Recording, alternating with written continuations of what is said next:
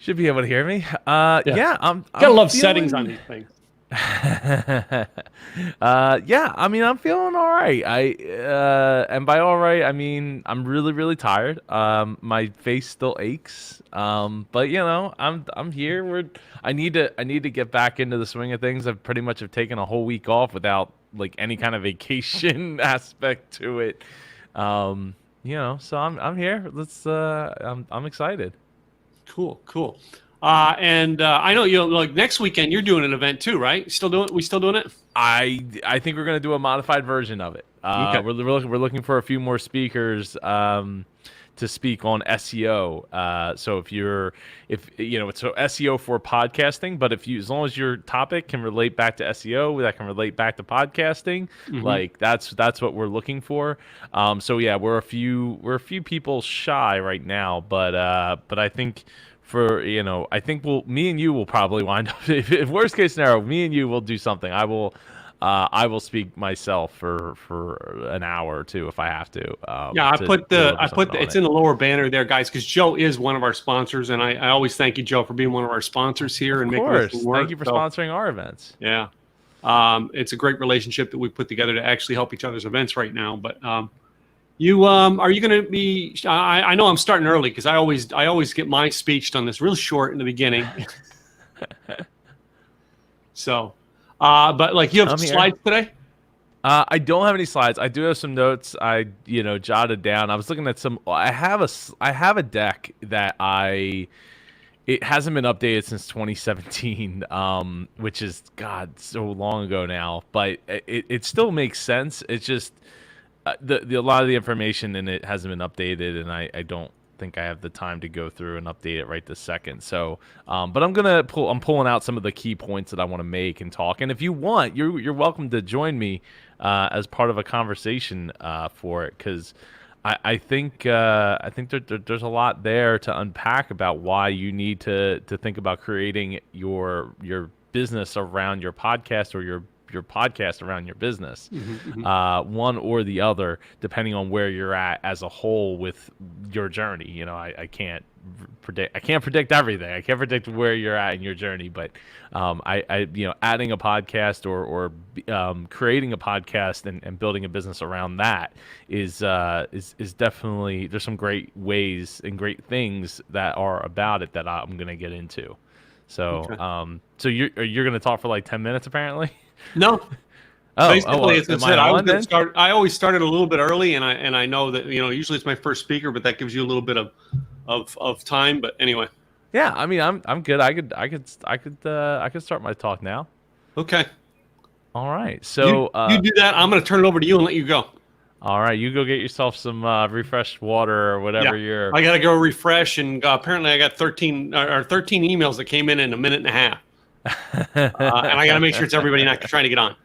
Yeah, hopefully that's the case. So go take care of that. All right, So everybody's here. So ding ding. See you later, Tim. Thank you you so bet. much for having me and the other speakers here. It's always a pleasure to be speaking on your stage and to bring to get to bring the I don't know, the fire, the passion, and empowerment for everybody else that hasn't gotten there yet, hasn't quite figured it out. And that's because there's a lot to this, right? When you talk about podcasting, there, like I remember probably about 4 or 5 years ago, I remember somebody asked me like, "Oh, why don't you just help everybody just have a podcast? Like, just go into like small business and be like, hey, I know you got 101 things on your plate, but you know what you really need? You need a podcast." And I remember thinking like, man, it's just so much more complicated than it's gotten just in the last 2, 3, 4 years or so. Like the technology has gotten so much easier. Plug and play mics, software like what we're using right now with StreamYard. Shout out to StreamYard.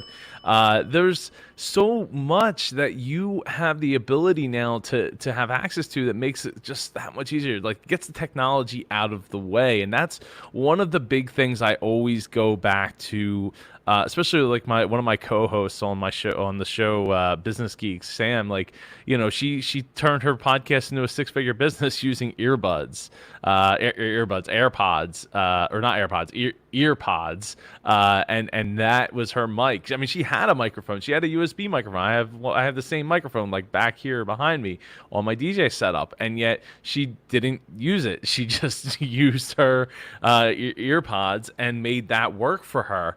So so the technology you want to get that out of the way for sure. It's one of those things that just is not worth getting stuck and hung up on, because the technology is gotten so much easier.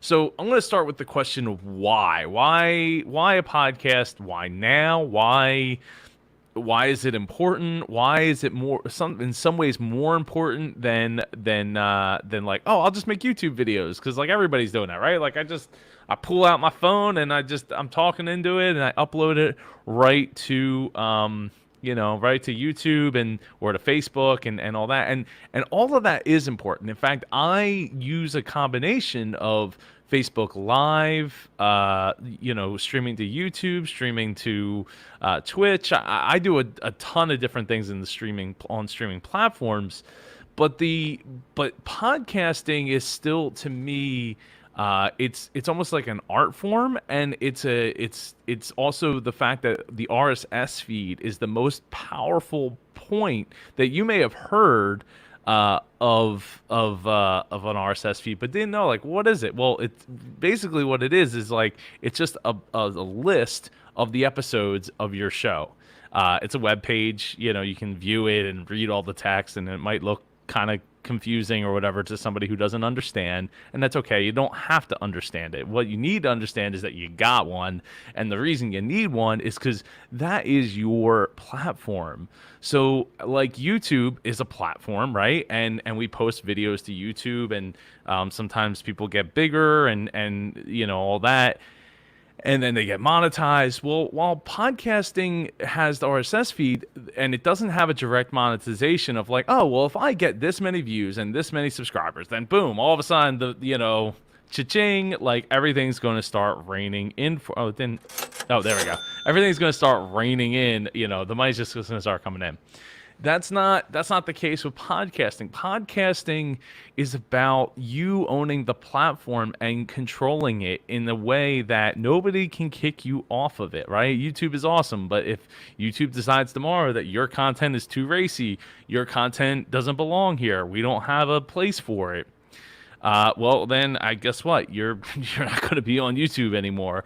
And video is really hard to upload to your own servers. Like it's expensive, right? So YouTube is totally free, and there's a lot of benefits to it. In fact, like I literally just took my oh, thank you, Facebook user. I don't know who just said that, but thank you for wanting to send over some people that I can use. What was it, John? No, I don't know who said it, but thank you. You need to go to StreamYard.com/Facebook. So point being is that you own the podcast, right? Larry says, what? I can podcast on whatever I want. Yes, you can podcast on whatever you want, Larry. But the thing is you still, like, unless you're hosting the files yourself, which even then, like, access to the internet, like whoever the company is could technically like cut you off. So, but there's more opportunities for you to upload your files elsewhere and host them in one shape or another, depending on what you're trying to talk about. So I would look at, oh, thank you, Katrina. I really appreciate that. And thank you, Larry, for pointing that out. Podcasting allows you to control your own destiny. And that's really powerful. If you're trying to build a business, you don't want to be shut down because YouTube decides to change their algorithm, or Anchor, who was hosting you for free, is owned by Spotify, decides, nah, we're good. We're not hosting that kind of content anymore. So that's the kind of reason that, like, you should have a podcast. It's just the same reason you should have an email list, right? You should be able to email your people, have direct contact right to them. And with a podcast, it's your voice and their ears, right? So it gives you that opportunity to be able to say, whatever you want, connect how you want, build it how you want, and you're really kind of in your own little bubble there with a podcast versus like with with YouTube, just YouTube as an example, like as soon as you're done your video, they're going to show 8 other channel videos and stuff like that. And some of it might be yours, some of it might not be yours. So it just depends on what you got going on. If you're going to be able to keep people in your channel, but with podcasting, it's an incredible platform, and the file size is small enough that people can download it right from their phones without worrying about data limits and things of that nature for the most part. So that's why you need to have a podcast, even if you're thank you, Katrina. I appreciate that. That's why you need to have a podcast, though, is because you will control the destiny, you control the messaging, you control who the sponsors are, you control what messaging is going in front of your message, you control everything about it. Now, the downside of that is you need to have your own revenue streams, right? If this is going to turn into your own business or it's going to support your business, you got to make sure that you're really clear on the revenue streams of that platform. Now, before we even talk about revenue streams and how you can go about monetizing a podcast who doesn't have like the YouTube way of like, oh, you had this amount of success and now we're just going to flood you with, ads and everything's cool and you'll get a check, for $3 to $7 for every 1,000 views that you get on your show or your videos. The first thing that you really need to worry about is, how do I get good? Right? Because if you're more worried about how the money's going to happen than how you get good, then you're going to be really, really disappointed pretty quickly. And the fact of the matter is you're going to make 100 episodes of your show. You're going to make maybe even 500 episodes of your show, whether it's in YouTube, video format or podcasting format. I mean, the way I create mine is I create the video and then I strip the audio out and that becomes the podcast. So I'm audio minded first, but video is a key component of that. So I can share it to YouTube and share it to Facebook and share it to other platforms, as well. But it really comes down to like, how do I get good? What do I have to do to get good? And the number one way to do that is do it. Is put the reps in, keep digging, keep doing the work, keep creating throughout, like constantly. And if you don't have a business that you're trying to support with the podcast and you're not quite sure what topic you want to do, create a bunch of stuff, right? Create a couple different podcasts, create a variety show, right? I did it. I know, shout out to Larry Roberts, right? He did it with Readily Random. I did it with Dreamers Podcast because I thought, I'm going to get bored. If I have to talk about, like, I was always told, like, oh, you should have the Jersey Joe Disney show. And while I love that idea now, 6 years later, actually, no, more like a decade later after being told I should have that show, I was not a fan of the idea because I wanted to not get bored. And I thought, if I do this show about Disney, I'm going to get bored. I'm going to get to episode 10 and I don't live in Florida. I love Disney World, but I don't live in Florida. Like I'm going to get bored. I'm going to end up capsizing. Now, I kind of wish I had started back then because I didn't need a business back then. I was working in my family's business. So, it would have been great because I could have got years of practice, starting and failing before I was hitting the starting line, right? When I hit the starting line in 2014, like I needed it to turn into a business. I needed this to open up doors for me. I needed a network of people that I could go to and rely on and be like, hey, does this sound good? Does that sound, was this helpful? Was that helpful? That's the kind of position I was in May, June, July, August. I was under the impression like, oh, I'm going to start this show and I'm going to bring all these awesome dreaming people together and bam, there's going to be this money that's just going to come flying through my computer screen, with, sacks full of money. And that wasn't the case at all. Katrina says, "For practice, yes, keep doing it. Only way to get good at anything." Yeah, I agree. I mean, there's research you can do. There is a lot to research. Watching other content, listening to some other content in the beginning to get some ideas, and to see how you can differentiate yourself in the beginning. But I would say try to limit what you're taking in as a creator. Since 96, 97, blogging and website creating and all that back when it was like 10, 11 years old. I very much try to limit what I take in, because I want to create what's my voice. And if I take in too much of the same stuff in the same vein as what I'm creating, then I'm probably gonna start sounding like those people. That's what people are like. "Oh, Joe, you don't read books, but you wrote 4 books." Like, yeah, I did. And when I get compliments like, "I've never seen anything like this in a book," in any of the books I've read. I'm like, "Oh, well, thank you." It's because I'm not reading other people's books and then like trying to shoehorn those concepts in to sound like everybody else. So it's one of those things where it's like you don't want to be somebody else, you want to be yourself. Christina says, "I was going to start a podcast a couple years ago. Ideas from the shower." I like that.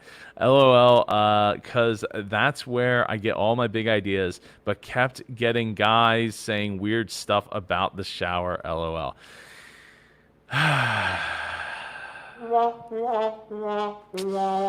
That's a shame. I that's a shame. Maybe it just needs to be reframed a little bit. The ideas from the shower thing, maybe just the idea or the name just needs to be tweaked a little bit so that people don't get the wrong idea about ideas from the shower. But I mean, that's a whole topic for a whole other discussion that I've done on niching and figuring out like the messaging. I did a talk about this, or not even talk. I was helping.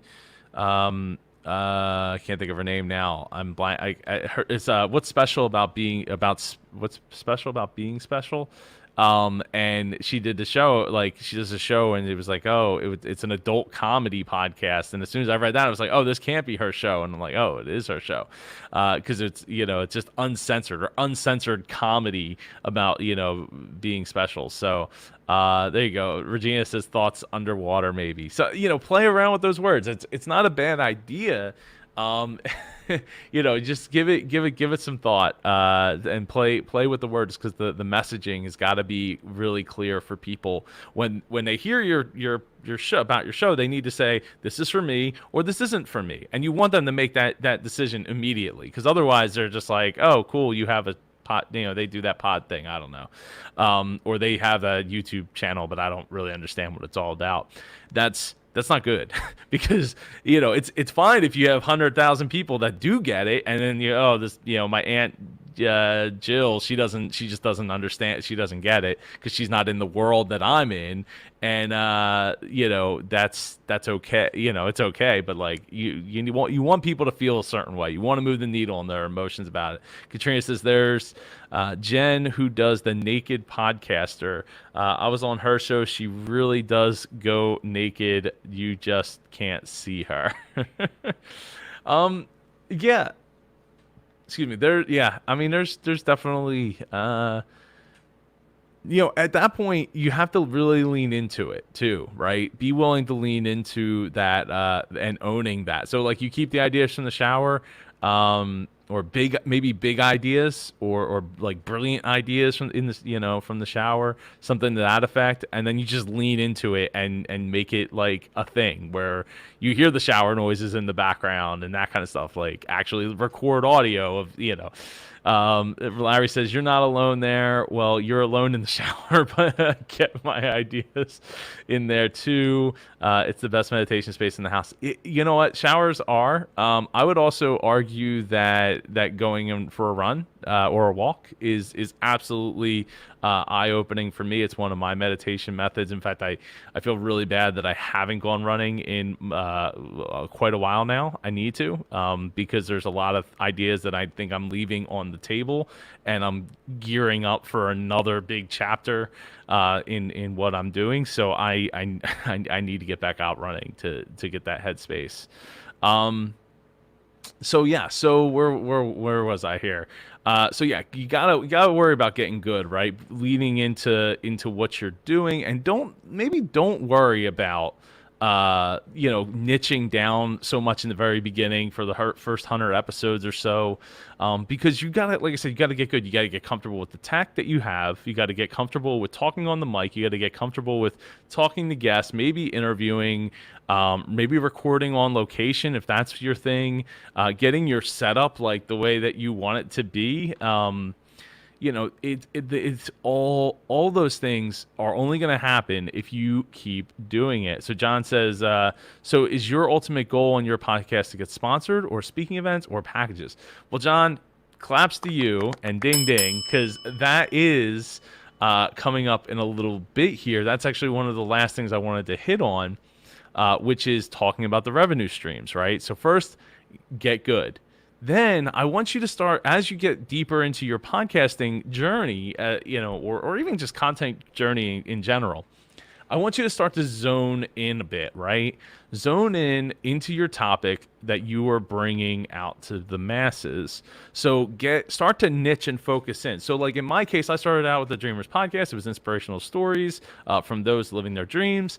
And about a year and a half into it, I decided, hey, the people that I'm bringing onto the show, yeah, they're inspirational, and yeah, they're doing these awesome things, and I'm super stoked to have them. But I really am, bringing in a whole lot of entrepreneurs into the fold here. So I actually created the tagline because people still didn't quite understand the whole Dreamers podcast thing, and some people tried challenging me on that. They're like, oh, like, it's not enough to be a dreamer. You got to be a doer. And I was like, yeah, but doer podcast doesn't sound very good. Like, sorry. Like, clearly you haven't given it much thought yet either. You're just off the cuff. So point being is that when I started to get a little more focused, it was like, okay, business lessons from those that live their dreams. So it was, Dreamers podcast, business lessons from those that live their dreams. And when I would tell people, they're like, oh, I get it. Like, that makes a lot of sense. I get, ding, ding. Lights going off, I get it. And they would either be like, oh, I want to listen to that, or oh, I don't want to listen to that. And I've realized that very early on, like first 10 episodes or so, because one of my friends who's a good friend of the show, shout out to Jeanette, she was like, I don't know anything about DJing. I'm a photographer. I've been a photographer since I could hold a camera at a young age. So I don't understand anything about DJing. But listening to your friend talking about DJing and the business side of DJing, there was a lot of parallels there. And I'm like, yeah, like I get it. Like that's the whole point, bringing different people, different backgrounds, different niches together to learn from one another, so you can take those ideas from the DJing world and implement them in the photography world and be like, oh, this is so original. And it's like, yeah, well, they've been doing it in the DJing world for like decades now.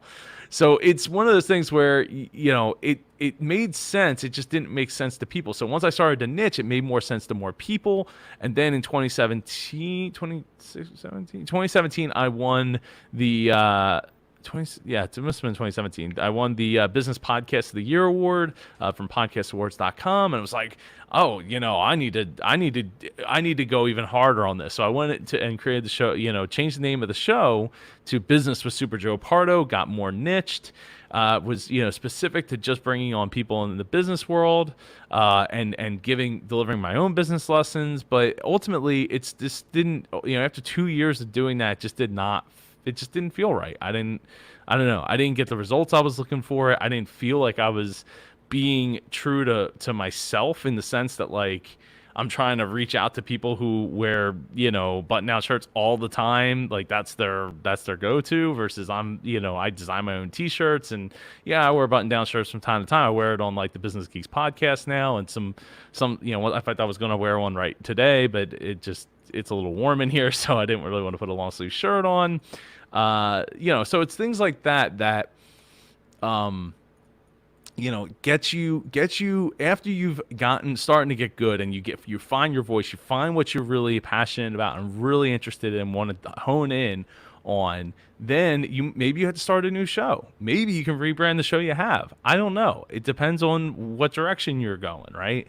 I wish I had, zoned in a little bit sooner on my end, but it's okay. It landed me a huge network of people from around the world that I can lean into, that are in all kinds of different industries and niches. And so for me, it was a great experience, and I wouldn't change it. But I'm happy now that I understand, and I have that network. I have those friends I can lean on, and now I understand where I want to go, and now I'm actually going there. I'm going there. So yeah, so it allowed this. The other thing I wanted to say earlier about part of the why, right, is owning your brand. So this having a podcast enables you to own the platform. So RSS feed is a universally thing. It's a universal thing. It's free. So it enables you to own the platform, especially if you build your own website. So if you don't have your own website, like, you got to get your own website. Like having a website from like Podbean or from Blueberry or from Anchor, like, oh, let's go here to get my stuff, or oh, I have like a subdomain on Wix or whatever. Like, get your own domain name. Get one easy place for people to go and get your content. That's a huge thing, because it makes it easy for people to say yes, I'm going to go check this out, or no, I don't like it and I'm not going to go check it out. Or if you're like, hey, it's blah, blah, blah, blah, blah, dot, blah, blah, blah, blah, blah, dot wix.com/, blah, blah, blah, blah, blah, to go to my podcast. Like, that's not easy. No many people are going to go to that link, if you got to tell them.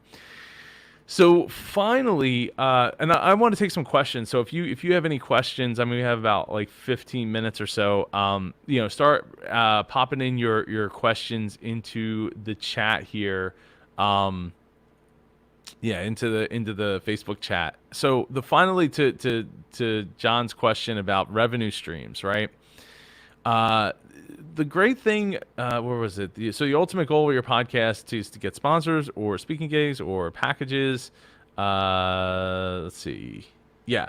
So that's really up to you, right? Sponsors are great.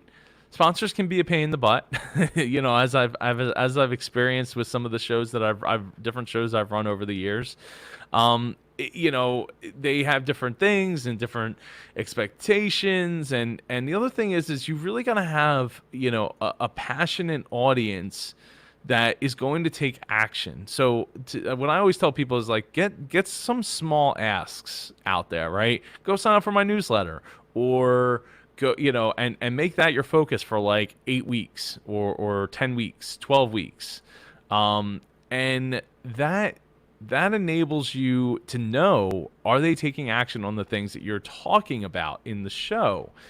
Because if they're not taking action on those things, then you getting a sponsor isn't really going to help that sponsor. If they're like, oh, go to superjoepardo.com / I don't know, this Tumblr / Right? And that, to go buy this awesome Tumblr that's like the super Tumblr blah blah blah thing. That's, like, if no one takes action on that, then the sponsor isn't gonna be that interested in renewing, right? The other thing about sponsors is you got to make sure that you are super consistent. You have to be consistent. If you're coming out on Tuesdays, like, then you better be out every single Tuesday. And for 5 years, I was out every single Tuesday. No matter if I was running 2 or 3 shows at the time, I was there. I was out there. And that was probably my best opportunity to do a sponsorship with at least with the Dreamers podcast. I did sponsors with other shows. It's good. But it depends. It depends on what you're looking for, an opportunity. Now, as far as getting speaking events or coaching packages, like, to me, that is the greatest opportunity, because you get to you get to demonstrate your expertise, right? You get to demonstrate why what your zone of genius, and by doing so, that means that people get to know, like, and trust you. Because again, remember, it's your voice, their ears. So everything you're saying, they're hearing, they're getting on board with, and it's super helpful for you to do that. Uh, it's also like a what's the word I'm looking for? It's the authority aspect of it, right? It's like, hey, look, when your podcast gets to 100 episodes, 200 episodes on pretty much one niche topic, like, you're going to be able to go and pitch all that to, like, getting those speaking gigs. You're going to be able to pitch that to potentially businesses that are like, should we hire you to do this thing for a consulting package? Like, well, like, look, I've been talking about this thing for 100+ episodes, an hour, or a half hour, an hour a clip. Like, yeah, I think I know what I'm talking about, right? It really helps you give that authority. You take that and you're like, hey, I want to go and bring it to like a media, a media outlet, and be like, hey, look, I've been talking about this one topic. This is getting big in the news, or like, we're just, the news is about to ramp up in this one area of expertise that would be great if I could be on your show and talk about. Like, boom, they got themselves a an expert right there. So it's having that topic that you're really zoned in on is going to open up a lot of doors for you. And again, the way you're going to get there, if you don't have one now, is put the reps in, get started, or get started, put the reps in, keep going until you figure out what it is that you really feel comfortable, or what your audience is really looking for.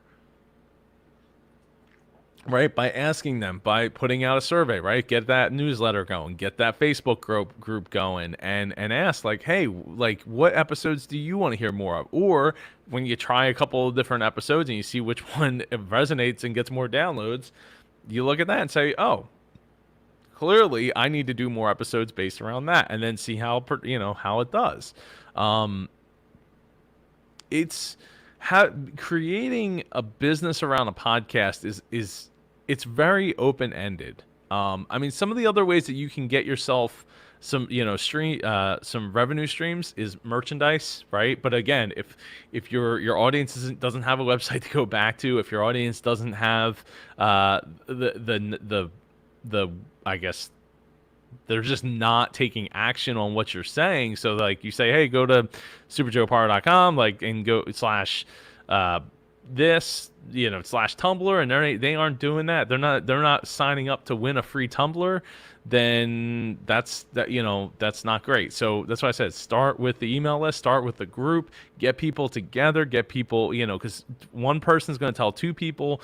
I mean, one of the other things I did for a long time is, when at the end of episodes, my call to action would be, hey, if you got something out of this, tell somebody else that that would get something out of this, because likely they know other people that are in the same niche, that they have friends that like the same things. So that's another way to do it. And at least, yeah, it's not as black and white as, say, going and getting clicks to a website or going and getting emails to an email list. But the idea is, like, over time, you'll see a wave of, more downloads and people being brought to the table. Let's see. And then you could create merchandise, whether it's like shirts, like my Podfessional shirt here, or hats or stickers, or maybe it's a specific Tumblr that you're trying to put together. Those are the kinds of things that people want to be associated with that brand, right? If you're doing an effective job of building that brand, people want to be in on it, and they want to get those things. The other way is Patreon, right? So it's another aspect to be able to bring content that's exclusive to the people who pay a monthly fee to get that content. I wouldn't say it works in every single industry, every single niche, depending on what you're trying to do, because you're kind of basically asking for donations.